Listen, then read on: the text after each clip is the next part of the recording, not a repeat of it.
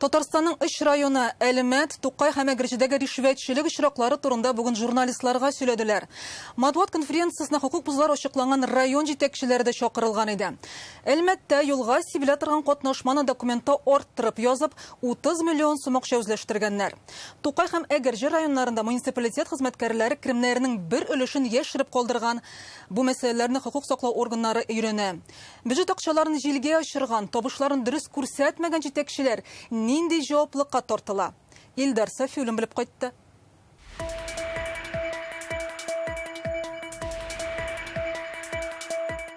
Кыңгыр эш 40 елдан соң да беленә дип юк гына әйтмәгәннәр. Татарстанда намуссыз хезмәткәрләрне ачыклау буенча эш даими алып барыла. Бирдә ниндидер һөнәр һәм аерым тармакны гына атау дөрес булмас.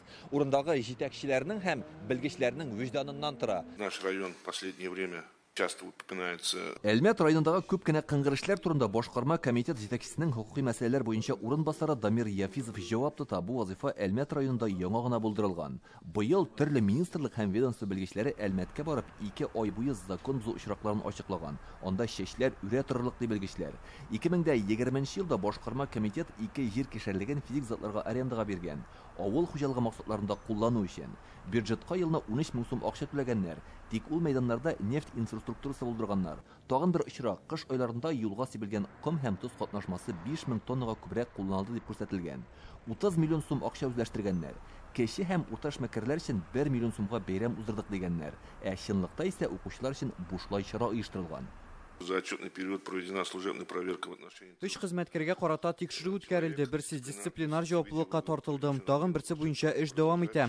Бер хезмәткәр ришвәт алган өчен эшеннән азат ителде. Авыл хуҗалыгы карамагындагы җирдә төзелгән бинаны сүттерү буенча Әлмәт шәһәр судына мөрәҗәгать иттек. Юлдагы бозлаулыкка каршы катнашманы тиешле күләмдә кулланмаган өчен бюджетка 13 миллионнан артык акча кайтарылды.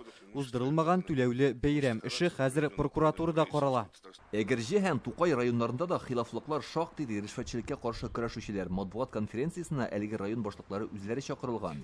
Тукай районында 2 ел эчендә 25 закон бузу очрагы теркәлгән. Быел март аенда башкарма комитет җитәкчесе урынбасары тоткарланган иде. 8 хезмәткәр үз керемнәрен дөрес күрсәтмәгән.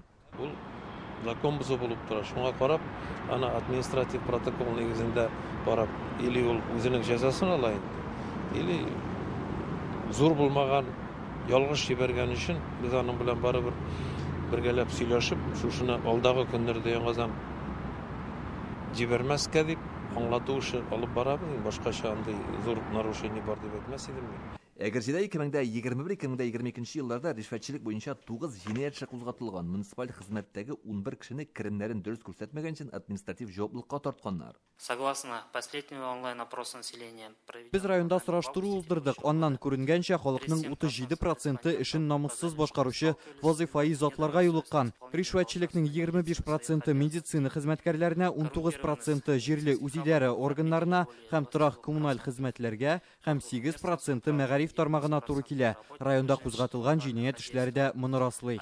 Закон бузуларның күпчелеге бюджет акчаларын һәм җир кишәрлекләрен максатчан кулланмау белән бәйле ди белгечләр. Мондый хилафлыклар бигрәк тә шәһәрләргә якын булган районнарга хас. Чөнки җиргә ихтыяҗ зур, аны алуның төрле юлларын эзлиләр.